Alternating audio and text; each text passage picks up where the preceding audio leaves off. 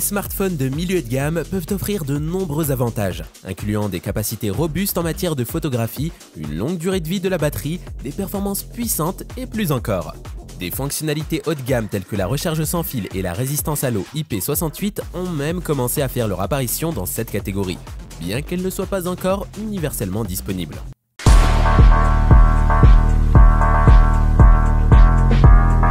Nothing Phone 2. Si vous voulez un smartphone qui se démarque de la foule, ne cherchez pas plus loin que le Nothing Phone 2.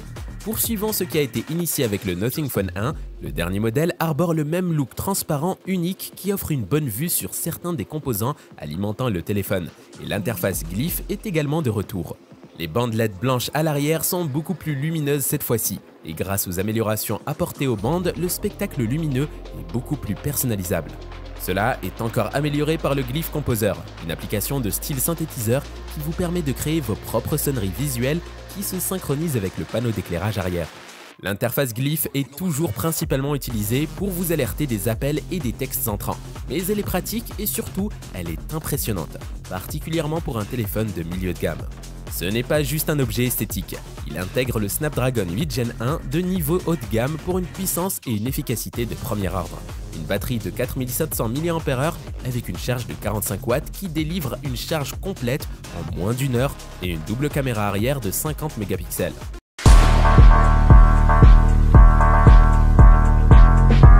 Samsung Galaxy A55. Si vous êtes un puriste de Samsung et que votre budget ne peut pas tout à fait atteindre les 800 € pour le Samsung Galaxy S24, le Galaxy A55 5G plus abordable à 439 € pourrait répondre à vos besoins.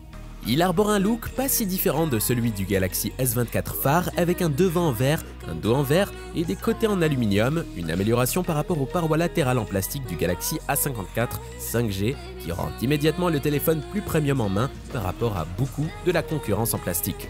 Il est également protégé par le verre haut de gamme Gorilla Glass Victus Plus de Corning et offre une résistance à la poussière et à l'eau IP67 pour compléter l'expérience de construction premium. Les amateurs de Netflix et les accros aux réseaux sociaux adoreront l'écran AMOLED de 6,6 pouces à 120 Hz, offrant des couleurs vibrantes et des noirs profonds, et une batterie de 5000 mAh vous permettra de tenir toute la journée sans souci, même si la charge rapide reste relativement lente à seulement 25 watts. La caméra principale est assez capable, équipée d'un capteur de 50 mégapixels que notre critique a décrit comme assez satisfaisant, sans aucun des red flags habituels, frange pourpre, détails semblables à une peinture à l'huile au niveau des pixels, que l'on voit souvent avec les caméras de milieu de gamme. Les caméras auxiliaires, un ultra large de 12 mégapixels et une macro de 5 mégapixels ne sont pas aussi utiles, mais c'est un sacrifice que l'on voit souvent à ce niveau de prix.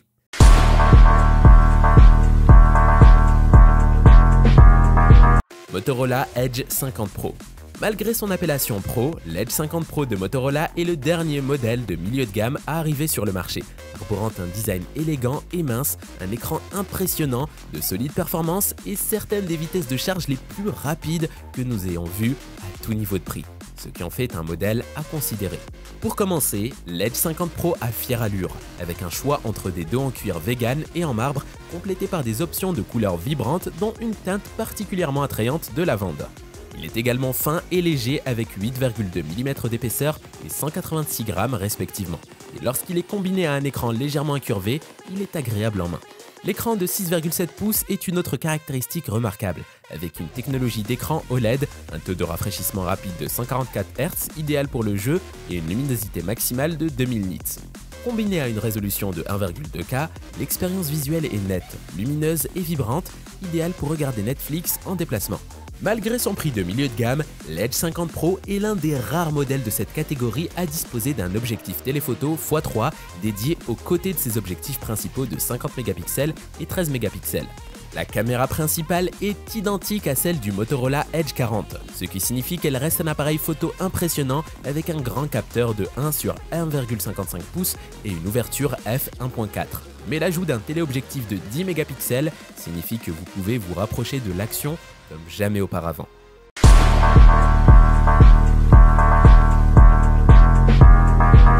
Google Pixel 8a. Le dernier appareil de la série A de Google égale de nombreuses fonctionnalités essentielles trouvées dans son homologue plus coûteux, le Pixel 8, tout en offrant plusieurs avantages par rapport au Pixel 7a de l'année dernière. Les améliorations incluent un passage à 120 Hz contre 90 Hz auparavant, ainsi que la technologie d'affichage Actua du Pixel phare pour un énorme gain de luminosité. Le Pixel 8a arbore également un design plus arrondi que le Pixel 7a et même le Pixel 8, avec des coins arrondis et des bords plus doux, marquant l'une des rares séries à diverger de l'apparence et de la sensation de l'appareil phare. Il possède également la même finition mat que le Pixel 8 Pro haut de gamme en remplaçant du Pixel 8 brillant, lui donnant une sensation plus premium en main. Comme avec les entrées précédentes dans la série, la caractéristique remarquable du Pixel 8a est son impressionnant ensemble de caméras. Bien que le principal capteur de 64 mégapixels soit le même que le modèle économique de l'année dernière, offrant des images exceptionnelles dans divers éclairages et l'une des meilleures rendues de teinte de peau, il propose également des outils de retouche photo de haute qualité alimentés par l'IA tels que Best Take et Magic Editor. Sous le capot, le Pixel 8a est alimenté par le même processeur Tensor G3 que l'on trouve dans ses homologues plus haut de gamme, le Pixel 8 et le Pixel 8 Pro. Ce processeur offre des performances satisfaisantes pour sa gamme de prix et gère avec aisance les fonctionnalités d'IA du téléphone, telles que le filtrage d'appels et l'enregistrement vocal.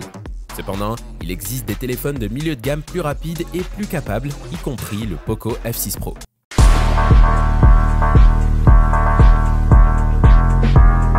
Poco F6 Pro.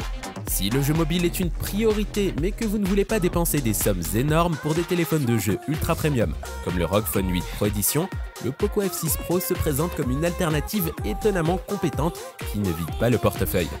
C'est parce que, malgré son prix de seulement 499 €, le Poco F6 Pro embarque le chipset de niveau haut de gamme Snapdragon 8 Gen 2, aka le chipset de choix pour la plupart des flagships de l'année dernière, accompagné de 12 ou 16 Go de RAM et jusqu'à 1 Teraoctet de stockage.